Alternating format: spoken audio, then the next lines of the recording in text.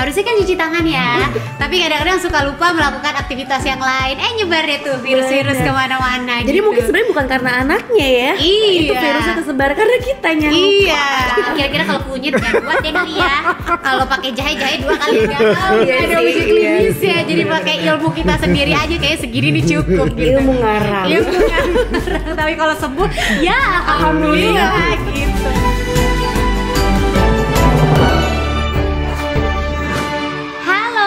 Selamat datang kembali di podcast Keluarga Siaga Lifeboy. Sekarang kita udah episode keempat loh, Masya Allah luar biasa. Mudah-mudahan Moms juga udah nonton episode-episode sebelumnya ya, dan bisa mendapatkan informasi-informasi yang bermanfaat untuk bisa menjaga dan melindungi keluarga. Seperti biasa, di sini di podcast Keluarga Siaga Lifeboy kita bakal ngobrol-ngobrol santai aja, tapi banyak informasi yang bisa Moms dapatkan untuk bisa melindungi keluarga. Terus kita juga akan bahas tentang masalah-masalah kesehatan dan bagaimana solusinya. Karena yang pasti saya Nikta Gina nggak mungkin sendiri, akan ada expertnya dan juga akan ada bintang tamu. Tapi sebelum kita bertemu dengan expert dan bintang tamu dan memulai obrolan ini, alangkah baiknya Moms follow dulu Instagramnya Lifeboy di @lifeboyid.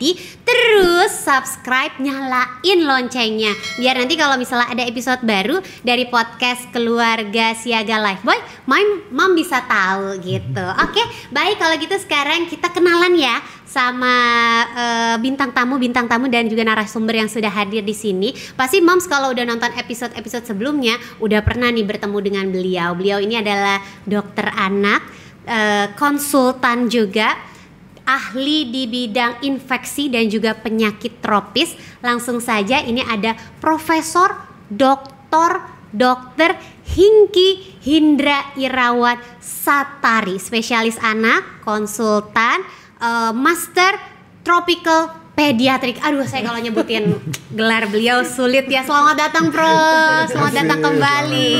Sehat ya Prof ya? Alhamdulillah masih sibuk dengan segudang aktivitas ya Prof ya. Tapi seger aja kelihatannya ya, luar biasa. Dan berikutnya juga ada Moms yang ini pasti harusnya udah pada tahu. Beliau adalah artis cilik ya, penyanyi cilik yang sekarang sudah tidak cilik lagi. Ada Moms Eno Lerian. Apa kabar? Baik, alhamdulillah. Luar biasa sekarang cilik-ciliknya udah banyak ya. Ada berapa banget. ya? Buntutnya udah ada 4. Udah ada 4. Wow, luar biasa. Rame pokoknya. Rame ya di rumah ya. Jadi kesibukannya apa nih Eno? Sebenarnya kalau kesibukan ya karena seorang ibu, tentu Iya. saja memang sekarang kembali untuk fokus jadi ibu rumah tangga. Sebelumnya memang masih suka kerja, Nyanyi enggak lagi ya? Udah kadang-kadang. Kadang-kadang. Tapi di bidang entertainment sudah semakin dikurangin karena memang pengen fokus sama anak-anak. Oke. Karena memang kebetulan punya 3 anak yang masih kecil-kecil, jadi udah mulai balik ke sekolah, udah Ya. mulai normal lagi kegiatannya. Lesnya sudah semakin banyak, kegiatan di sekolah juga banyak, klubnya ini itu. Jadi memang kayaknya kita sebagai ibu tuh harus fokus ya sama anak, mesti perhatiin apa namanya, satu-satunya perintilannya tuh gitu ya. harus bener-bener detail gitu kan gitu. Jadi Iya. kayak gimana ya, mau nggak mau tuh kita bener-bener harus kasih waktu sebanyak mungkin, perhatian kita sebanyak mungkin buat anak. Apalagi sekarang kan kayaknya nih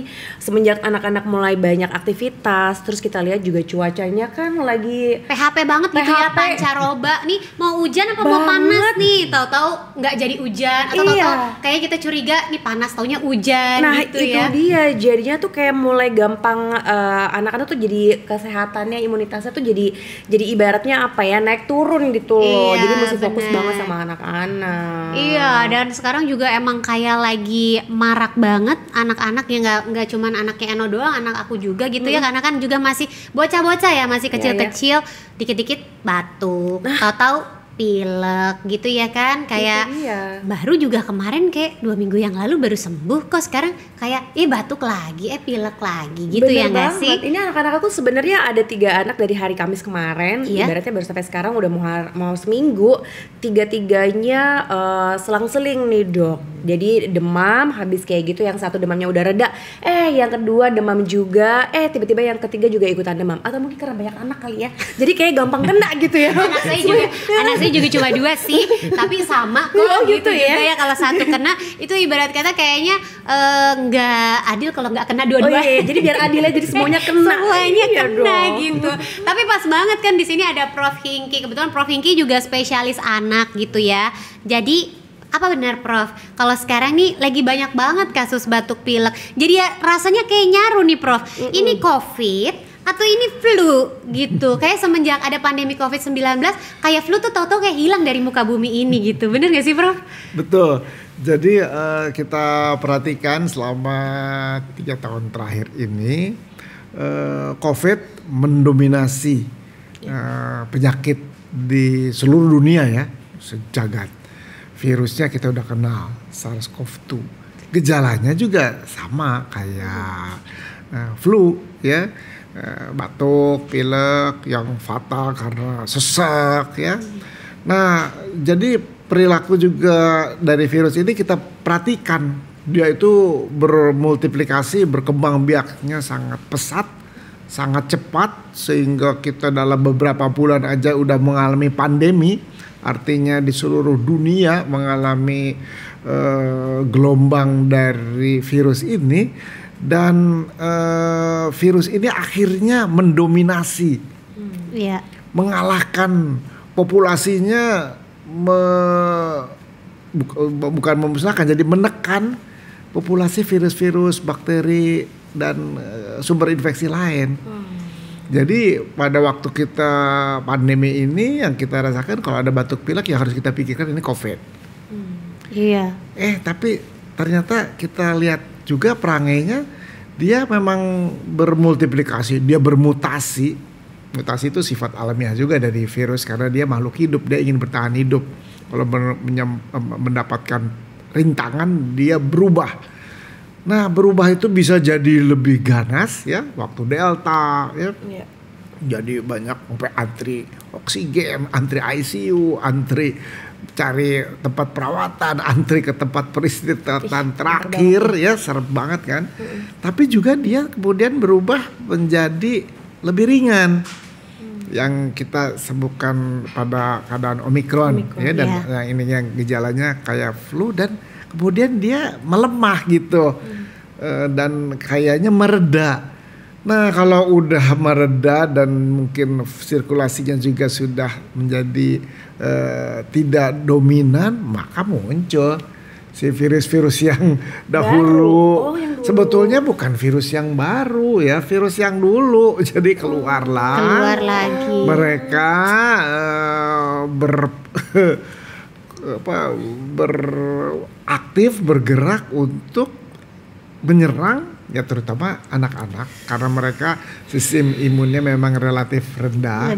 Dan juga paparannya tinggi karena juga mereka sudah mulai pertemuan tatap muka di sekolah. Benar banget. Karena biasanya tadinya kan di rumah terus waktu masa-masa lockdown gitu ya Prof ya. Selama hampir 3 tahun tuh kan yang batuk pilek karena infeksi sesak, karena asma atau yang lain tuh hampir nggak ada itu. Iya benar. Namun sekarang paparannya ada, anak-anak keluar, kemudian virus-virus itu juga jadi bangkit dalam tanda petik, maka muncullah penyakit-penyakit, bukan penyakit baru, penyakit yang sebelum COVID itu jadi yang muncul. Lama datang lagi. Ditambah anak-anak, kalau kita perhatiin anak-anak yang COVID itu ada riwayat COVID, dia itu dirusak juga sistem kekebalannya oleh si virus COVID itu. Jadi imun sistemnya terganggu, jadi proses-proses yang dahulu dia udah peroleh, dia pertahankan, menurun. Jadi yang dulunya udah terkenali muncul lagi sekarang. Dan kalau udah terkena karena sistem imunnya nggak matur, karena terganggu itu jadi berkepanjangan. Tadi Eno ceritain. Itu dia jadi mungkin jadi efeknya ya, efeknya tuh kayak COVID ini. Makanya masalah yang kayak sekarang termasuk saya sendiri sebagai ibu ya, yang suka saya keluhkan adalah nih anak gue kok batuk pilek lama banget ya sembuhnya, jadi kayak ini bisa nggak sekolah 1 bulan kalau nggak sembuh gitu ya nggak sih? Ini benar banget sampai apa namanya, kalau yang aku lihat dari aku perhatiin dari anak-anak aku juga begitu dok, apalagi kan anak-anakku kan banyak di rumah, maksudnya bukan cuma hanya 2 gitu, cuma 3 ya. Jadi proses penyembuhan dari yang 1 ke yang 3 tuh lama banget. Setelah yang 3 kena, kita yang orang tuanya juga kadang-kadang juga ikut kena gitu, ketularan juga. Dan yang kalau aku lihat nih sebelum akhirnya mereka kena flu, biasanya kalau flu kan kita udah gampang nih lihat ya, misalnya kayak let's say kayak hidung jadi gatel atau gampang bersin. Tapi ini selalu dimulai dengan yang namanya demam, dan demamnya tuh juga panjang banget dok. Ini yang terjadi sama anak aku, nggak kelar-kelar dok demamnya dok. Itu yang makanya kayak apakah ini flu atau penyakit apa sih sebenarnya gitu loh dok. Jadi sebetulnya demam merupakan mekanisme alamiah tubuh untuk menetralisir benda asing yang masuk, contohnya virus, bakteri, jamur atau parasit. Nah, jadi memang demam itu bukan untuk ditakutkan, namun tetap untuk diwaspadai dan dikendalikan. Ya, harus diwaspadai tapi nggak perlu ditakutin ya dok? Nggak perlu ditakuti, reaksi alamiah, indikator ini si virusnya masih ada di dalam tubuh anak kita dan anak kita mengadakan reaksi. Nah, jadi harus ditolong ya, karena mereka demam itu sebetulnya di atas 37,5. Ya, di atas 37,5 anak masih nggak terlalu terganggu. Tapi kalau di atas 38, anak itu udah nggak nyaman. Ya, dia sakit otot, sebetulnya sakit tulang ya, pusing. Ya. Ditambah anak-anak kadang-kadang nggak bisa ngomong ya. Dia nggak bisa mengekspresikan apa yang dia derita. Cuma kelihatannya seperti gelisah, nggak bisa tidur, nggak mau main, murung gitu ya. Betul. Nah, itu kita harus beri pertolongan. Dan demam itu gejala macam-macam penyakit. Iya. Itu signal sebetulnya. Ini mekanisme alamiah tubuh bekerja. Kenapa? Pasti ada benda asing yang akan merusak si sistem di tubuh anak kita. Berarti bukan demam itu pasti flu. Bukan. Sebetulnya terminologi flu juga sebetulnya kalau kita ambil asal katanya flu itu dari influenza. Influenza itu bukan nama penyakit. Influenza itu nama virus. Gitu. Sebetulnya gejalanya batuk pilek. Kalau padanan kata yang di Kamus Besar Bahasa Indonesia namanya selesma. Itu terminologi zaman saya SD barangkali ya. Karena kita sekarang pakainya istilahnya flu. Padahal batuk pilek, demam itu yang gejalanya demikian tuh bisa adenovirus, bisa rhinovirus, bisa respiratory syncytial virus, bisa influenza virus, influenza bisa ada influenza A, ada influenza A, ada influenza B, ya. Jadi ada para influenza. Jadi sebetulnya tapi yang sekarang ada vaksinnya adalah vaksin terhadap influenza. Dan memang influenza itu gejalanya lebih berat dari virus-virus yang lain. Namun sebetulnya banyak virus yang bisa menyebabkan gejala batuk pilek atau sebetulnya padanan kata yang tepatnya selesma. Tapi mungkin sekarang yang lagi marak adalah si flu ini kali, influenza. Karena influenza itu mempunyai histori yang menakutkan. Dia bikin pandemi di dunia. Ada flu Spanyol, terus kemudian ada flu Hong Kong, ada flu babi, ada flu Singapura. Jadi dia mempunyai histori yang menakutkan sehingga orang kalau batuk pilek jadi flu aja. Tapi sebetulnya bukan flu, tapi juga kalau flu ada vaksinnya selain. Sekarang ada vaksinasinya dan itu boleh dari anak-anak juga kan ya Prof ya? Si flu itu influenza itu kan? Influenza itu bisa diberikan dari kalau vaksinnya dari sejak umur 6 bulan. Oh iya. Berarti anak-anak aku udah boleh dong ya dok ya? Boleh. Karena memang aku lihat kalau misalnya anak-anak kena flu sekarang nih yang memang sering terjadi belakangan ini, apalagi setelah COVID gitu ya, walaupun mungkin kita juga belum bisa memastikan ini tuh udah beneran hilang atau belum COVID-nya. Dan aku ngerasain ya itu demamnya lama, terus habis kayak gitu batuk pileknya tuh nggak berhenti-berhenti. Iya, dan lama sembuhnya. Kayak at least tuh 2 minggu deh kurang lebih waktunya yang diperlukan gitu ya kan Prof? Apa itu memang fenomenanya sekarang yang terjadi seperti itu ya Prof? Jadi selain tadi ya paparan daripada virus, untuk terjadinya sampai suatu infeksi itu adalah gangguan keseimbangan antara host, agent, sama environment, antara daya tahan tubuh si anak, si virusnya sendiri, keganasannya, kepadatannya, dan lingkungan. Nah, si daya tahan tubuh anak itu juga ada dipengaruhi oleh faktor keturunan, faktor genetik, ya, dan faktor alergi, ya. Jadi anak itu hipersensitif. Hipersensitif kenapa? Karena lingkungan tadi, environment. Kalau dia lingkungannya penuh debu, penuh bulu, penuh paparan dari asap, dari polusi. Nah itu menurunkan daya tahan tubuh dan menimbulkan kerentanan terhadap infeksi yang lain. Jadi alerginya ada, akhirnya terjadi infeksi dan akhirnya berkepanjangan. Nah, karena kalau udah lebih dari 2 minggu itu bisa terjadi kerusakan yang permanen pada saluran pernapasannya. Ngeri banget dong, Dok. Betul. Tapi kalau misalnya aku boleh tahu gitu ya, Dok. Mungkin sekarang yang aku lihat dari anak-anakku mungkin cuma flu biasa aja, tapi kan memang disertai sama demam tadi itu ya, Dok ya. Tapi mungkin ada nggak sih, Dok, flu atau batuk yang makin lama untuk anak-anak itu malah makin berbahaya? Ada ciri-ciri khasnya nggak, Dok? Atau mungkin ada tandanya, Dok? Ya, jadi kan kalau batuk pilek dia masih aktif, ya tidur masih oke, makan masih mau, itu dia bisa mentoleransi keadaan sakit ini. Tapi kita harus kenali tanda bahaya. Nomor 1 suhu tadi, ya, suhu 38 kita tolong. Namun keadaan 39-40 itu namanya hyperpyrexiia. Itu keadaan yang emergency juga, ya, harus segera dibawa ke emergency untuk diberikan pertolongan. Yang lain penurunan kesadaran. Nah, kalau anak ini dibangunin tidur aja, lemas aja terus gitu ya. Terus nggak mau bangun, nggak mau main. Nah itu juga, itu mungkin ada gangguan atau penyerangan virus itu ke otak karena dia bisa. Kemudian yang juga berbahaya adalah infeksi yang pada saluran pencernaan menyebabkan anak itu sesak. Anak itu sesak artinya oksigen nggak bisa dibawa dong. Dia akan merasa tidak nyaman untuk bernapas dan si metabolisme terganggu, makanan nggak bisa diangkut, ya, oksigen nggak bisa diangkut, dan itu sebetulnya gejalanya bisa terlihat dari hidungnya. Nah kalau dia kembang kempis, napasnya napas cuping hidung, itu tanda udah memakai otot bantu pernapasan. Artinya anak itu sesak, nggak bisa di rumah. Lalu bibirnya biru. Kalau istilah medisnya cyanosis, itu tanda bahwa saturasi oksigen, pengikatan oksigen di darah udah menurun. Kemudian kita lihat di sela tulang ini atau di sela iga, dia cekung.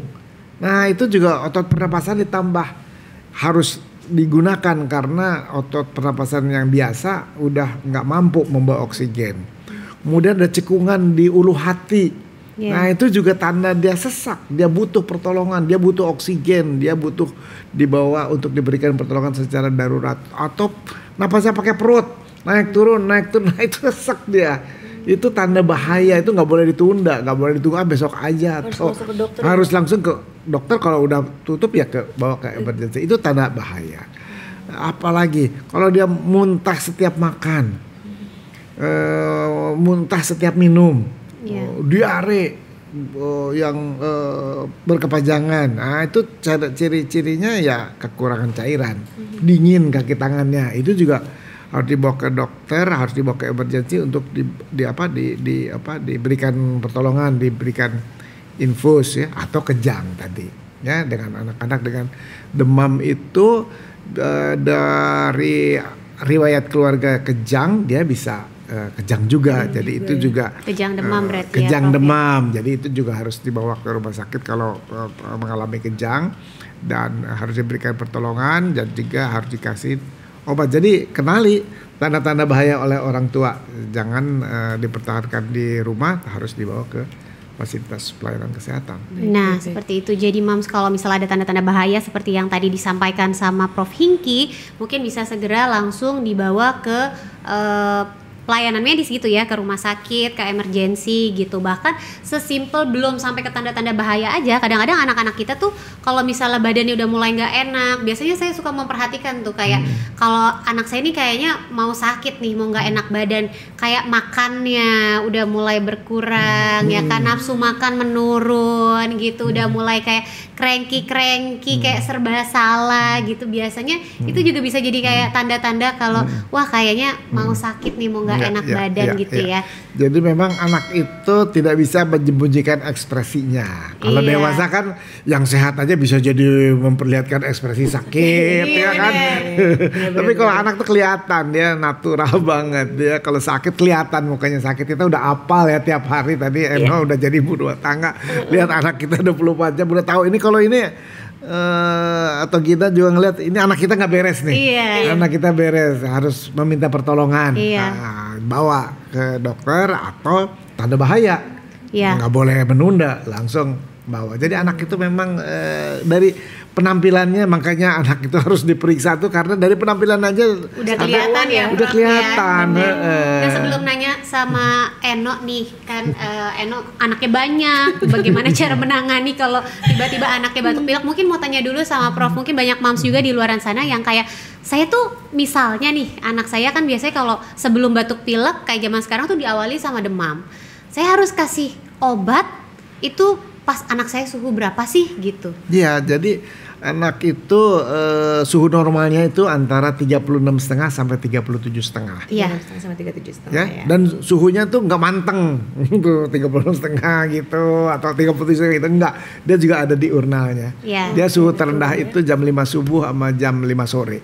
Suhu terendah. Subuh sama jam 5 sore itu Mams. Oke, suhu terendah. Suhu terendah. Jadi dia naik turun. Lalu kita kalau anak demam kan harus mengukur suhu kan. Nah, kita ukur suhunya juga nggak usah tiap jam, bikin kita jadi kita yang sakit atau ibunya jadi sakit kan. Kita ukur suhu jam 6 pagi, jam 12 siang, jam 6 sore sama jam 12 malam. 6 sore, 12 siang, 6 pagi, 12 siang, 6 sore, dan juga tiap 6 jam. Dan mempunyai termometer, pakai termometer. Dan yang paling kasar tuh justru yang dari jidat, yang telinga itu paling kasar. Yang lebih mendekati adalah yang dari ketiak, digital, dari ketiak. Jadi jangan pakai ilmu sotoy kayak panas nih kayaknya. Atau saya pegang panas ya. Ini kan bukan termometer tangan kita. Gak ada bukti akurat, gak ada angkanya. Bener banget tuh ibu-ibu tuh kayak gitu. Kadang-kadang mungkin sebenarnya kita pengen pakai termometer gitu ya, misalnya ke daerah-daerah kita tahu gitu. Cuman kalau misalnya biasanya nih kita para orang tua kan juga suka ada nenek. Nah, kita cek aja tuh di kepala aja. Iya, kayak panas tuh panas. Padahal siapa tuh tangan kita yang ini ya kan kayak gitu. Jadi benar-benar harus diperiksa ya Mams ya. Nah, balik lagi berarti ke Eno. Jadi kalau Eno sendiri di keluarga nih kayak sekarang kan berarti kondisinya nih anak-anak lagi pada sakit ya, yang kecil-kecil ya. Di rumah. Biasanya ngapain sih? Ada cara supaya ini adalah cara jitu supaya anak-anak aku cepat sembuh gitu. Sebenarnya banyak hal yang aku harus lakukan gitu. Jadi bukan cuma hanya mikirin kebersihan, tapi juga let's say kayak ngomongin asupan gitu. Aku akhirnya hajar kayak vitaminnya dari buah-buahan. Dari buah-buahan let's say kayak vitamin C-nya aku hajar yang banyak. Terus habis kayak gitu kan memang ya nggak bisa dipungkirin juga dok. Anak kalau misalnya lagi flu apalagi demam itu benar-benar bikin mereka tuh jangankan mau makan, minum aja juga malas-malasan. Jadi mau nggak mau tuh aku kayak siapin buah yang banyak. Kalau misalnya mereka nggak mau ngunyah, aku bikin jus. Atau kadang-kadang nih kalau misalnya lagi ada mamah aku gitu ya suka ini nih bikin kayak rempah-rempahan gitu loh. Jadi air panas terus kita seduh jahe kayak sereh gitu deh dok. Itu kayak tadinya udah daripada minum obat-obatan mending pakai ini dulu gitu kata mamaku. Paling cuman itu aja, sama sisanya mungkin kayak aku pikir kebersihan juga jadi salah satu faktor yang utama ya. Makanya mungkin aku kecolongan jadi anak satu flu akhirnya yang lain juga kena flu karena mungkin kebersihannya nggak terlalu diperhatiin gitu kan. Lesnya kayak kita mikirnya apalagi yang gede gitu ya, kita mikirnya habis ngurusin anak yang satu mereka dia habis bersin atau flu kita cuek aja karena kita ngerasa kita udah besar pasti imunitas juga udah lebih baik.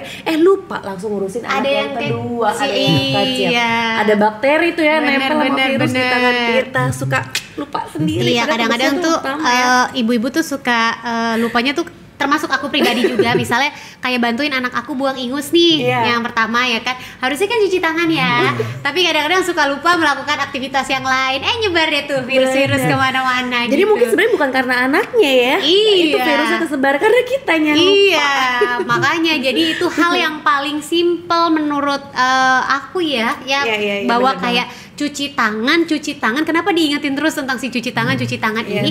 Karena itu hal yang seolah-olah tuh sepele tapi dampaknya tuh besar banget gitu. Betul. Dengan cuci tangan, apalagi kalau kita melakukan cuci tangan yang benar ya, Eno bisa? Bisa, insya Allah. Kalau misalnya, jadi kan memang kalau misalnya cuci tangan, yang sepengetahuan aku ya, sabun kita taruh di sini, kita gosok-gosok telapak tangan, terus ini apa, punggung tangan juga, sela-sela jari, terus apa namanya ini di sela-sela di punggung, ini apa ya istilahnya?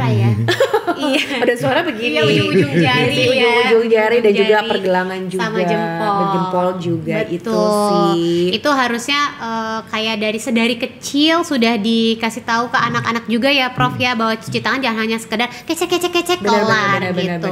Dan memang ada momen-momen pentingnya juga untuk cuci tangan, kayak sebelum dan sesudah makan. Terus yang tadi kalau anak-anak kita mungkin lagi sakit, apalagi setelah kayak batuk atau bersin gitu, kayak tadi mungkin aku abis bantuin anak buang ingus, kalau bisa langsung cuci tangan, takutnya virus-virusnya nempel setelah anak-anak bermain. Terus kemudian kalau kita pulang dari bepergian sampai ke rumah itu cuci tangan, dan juga kalau habis dari toilet. Bener banget sih, iya sih. Cuma kadang-kadang memang ya apa namanya, kita tuh teorinya hafal gitu kayaknya. Tapi pas lagi di rumah saat anak lagi sakit, malah justru kadang-kadang kita yang lupa. Padahal sebenarnya momen penting itu tuh, apalagi setelah anak batuk bersin tuh wajib banget ya kita langsung cuci tangan ya dok ya.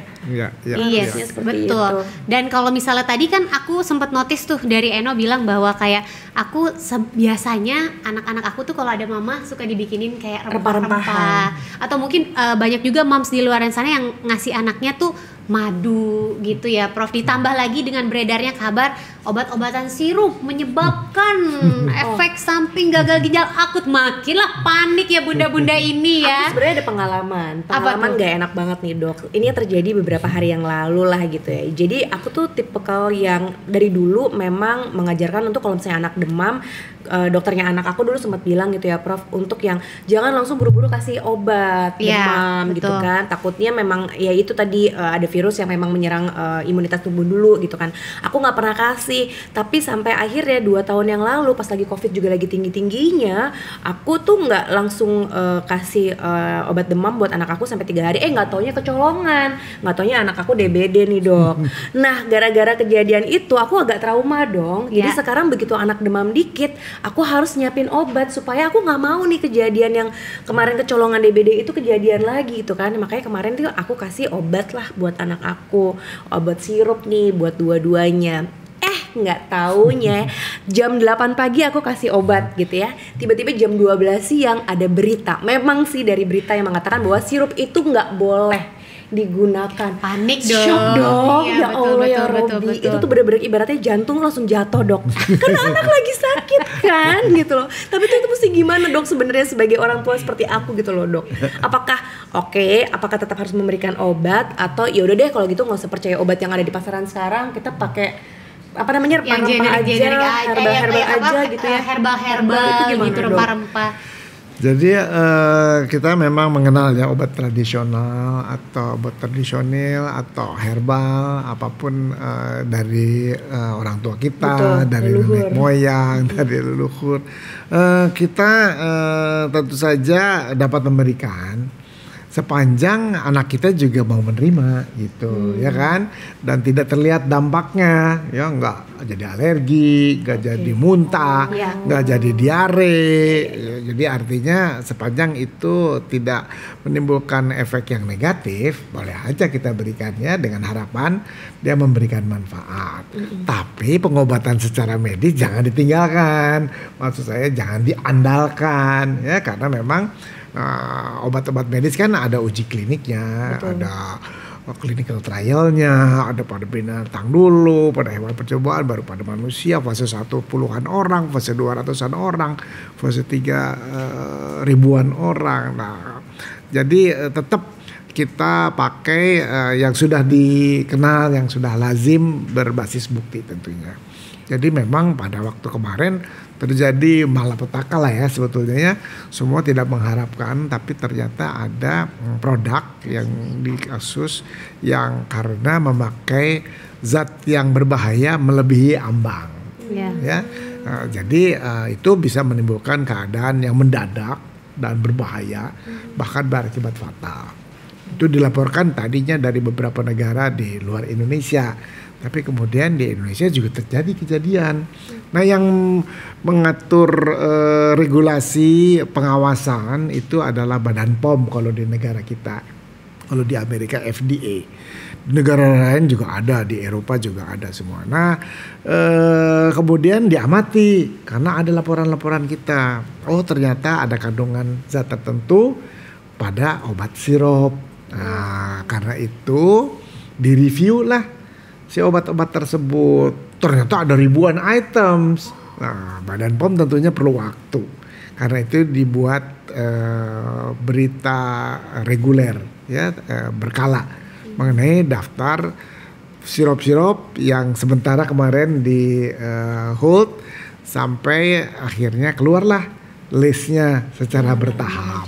Ya, jadi itu daftar list yang keluar itu bisa kita lihat di situs resmi Badan POM, ada situs resmi di Kementerian Kesehatan. Jadi kalau misalnya ada berita di media itu diawasi dulu nih sumbernya dari mana, kapan, siapa, dan kita cross check ya. Jadi jangan panik dulu gitu ya. Cari informasi di tempat yang tepat dulu gitu ya, Prof ya. Dan tapi waspada tetap ya, waspada tetap. Tapi sebetulnya ada hikmah ya yang tersirat yang diberikan sebetulnya sama Yang Maha Kuasa itu, pakai obat jangan sembarangan.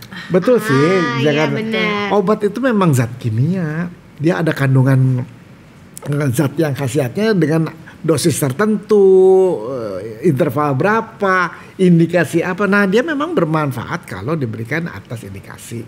Namun berbahaya kalau dipakai bukan atas indikasi dan berkelebihan.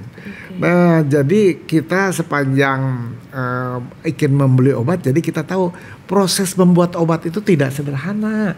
Bukan kayak bikin gado-gado, ya kan? Campur-campur, seret, tambahin dikit ini, tambahin dikit enggak. Jadi dia udah ini. Nah, itu prosesnya itu panjang.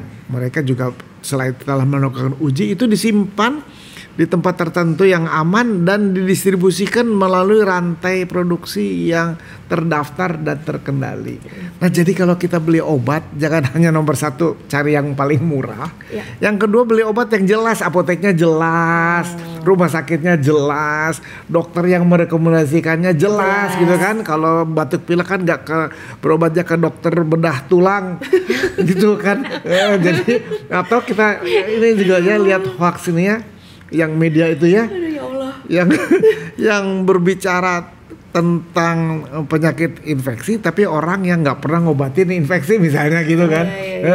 Jadi oh iya nih, jadi mesti kita nalar kita lah ya ada kita. Jadi mungkin sebenarnya kejadian semalam itu memang ada apa namanya, ada hikmahnya. Akhirnya aku ada di sini kan untuk bisa ngobrol. Ya, Prof, dan mams mungkin di luar sana yang juga seperti Eno ya kan, jadi terjawab. Oh iya ya, bener kata Prof, ada hikmahnya. Jadi dengan kejadian itu akhirnya orang-orang tuh nggak mungkin orang tua nggak sembarangan beli obat, nggak dengan kayak ilmu sotoy lagi ya, kayak anak saya mah kasih ini nih bisa nih sembuh nih gitu. Jadi kan mau nggak mau karena panik ya udah kayaknya berarti saya harus bawa ke dokter, mendapatkan resep dari dokter gitu. Jadi kan obatnya juga udah pasti sesuai dengan apa yang diderita sama si anak tersebut gitu. Ya bener juga ya. Jangan sampai kayak aku, pokoknya ibu-ibu ya, mam semuanya ya. Belajar dari pengalaman aku ya, jangan sotoy ya. Tapi kan tadi jangan kata sotoy. Prof Hingki boleh kayak kasih herbal-herbal seperti misalnya madu atau apa nggak apa-apa. Anaknya mau, terus ya. ternyata membantu.